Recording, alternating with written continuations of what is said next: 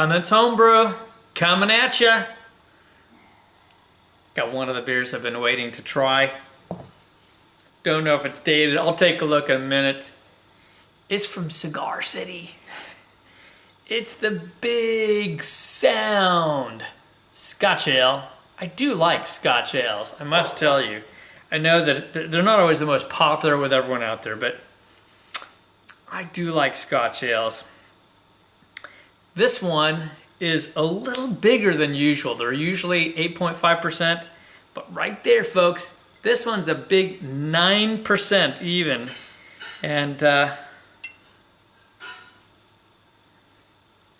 it's dated August 3rd of 2012. So yeah, I've held on to it a little. I mean, this is 40 IBUs, so I will have lost some of that hop character for sure. But I'm okay with that.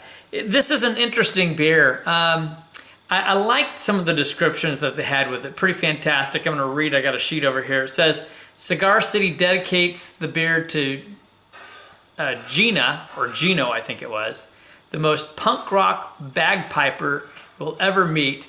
And they also dedicate it to the men and women of the Tampa Bay Pipes and Drums. And they had a link for them, which I went and checked out. So that's pretty cool. I enjoy that kind of thing because I got a bit of the Irish in me.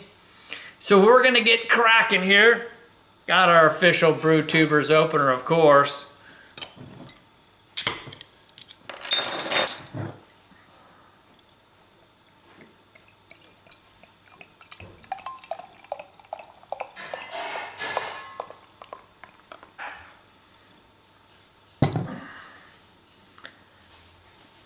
Gave it a nice pour, and it didn't disappoint.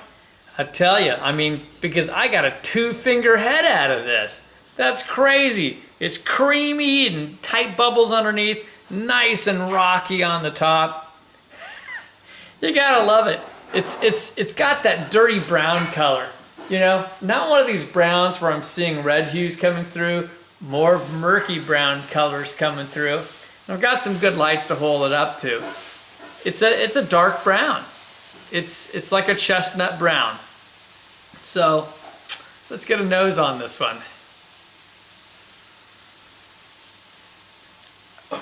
Okay, that's kind of odd, because I got like this almost hint of like a cinnamon. This just threw me off completely.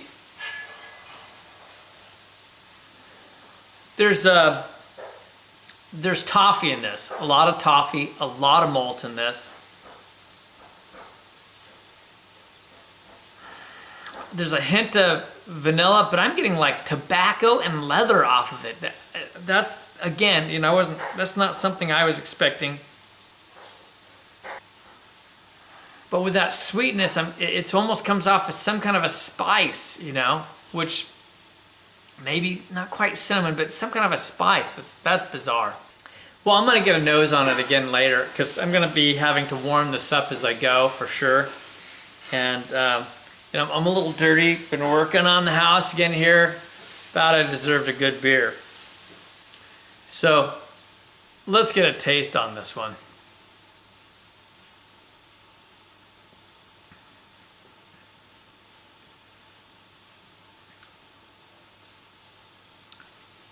Again, very interesting, very interesting. I'm getting chocolate on this right now.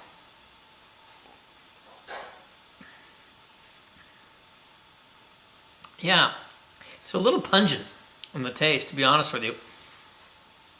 And I'm getting really dark toffee. I mean, a dark toffee to put in your mouth.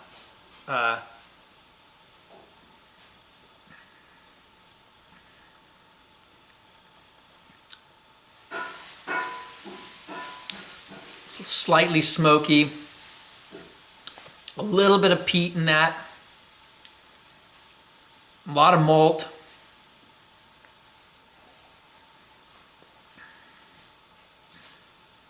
A little bit of caramel, mostly the toffee. Hints of molasses, hints of brown sugar a bit.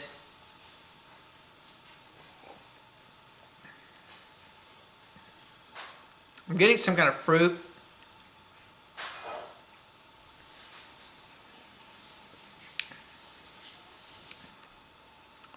Oh, it's like a sweet dark cherry. Very interesting. A little bit of coffee. This is like a big discovery beer. It's very different. This isn't what I consider a typical Scotch ale by any means. I know there was probably a lot of hop character when it was fresh, which would have been really nice. And honestly, I could have had this about 3 months ago. It still wouldn't have been super fresh at that point anyway, so not that big of a deal. A little bit of breadiness, almost like a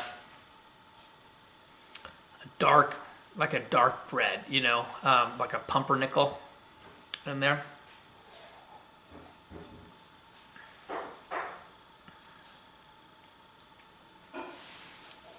Wow, very interesting, very interesting. So I'm gonna let this warm up some more and see how this transpires. I'll tell you what else I pick up, and then I'll give you a rating. Well, it's softer, you know. It's drinking a little more smooth, a little more easy. I'm still picking up on that dark cherry flavor, hints of that. Like I said, the tobacco, the leather. It's definitely still very much a dark toffee beer. Hints of peat.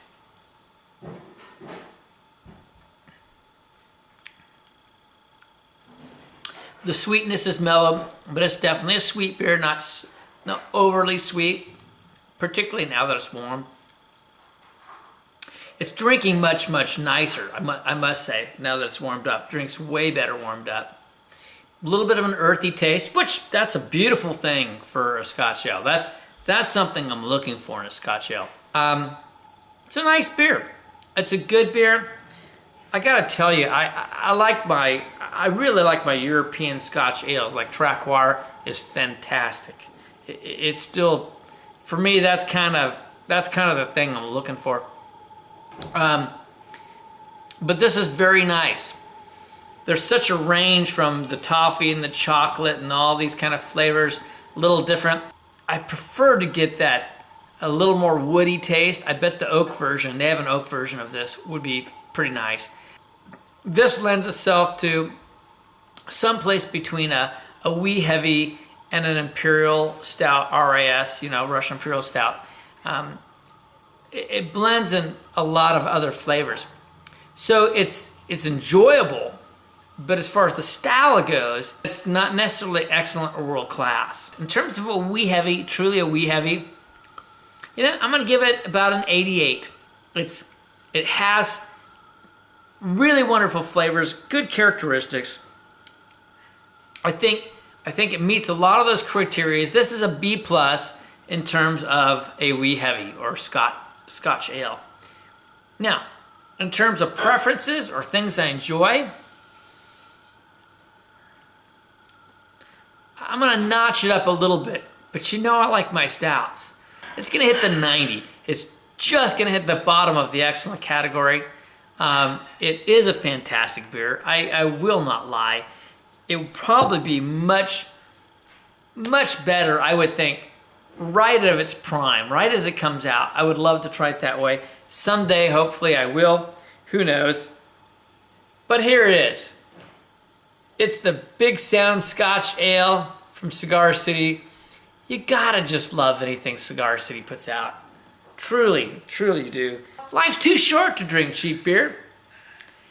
And you can always be assured you're gonna see me and I'm gonna see you in the next beer review. Indeed, we will. Cheers. Catch you next time.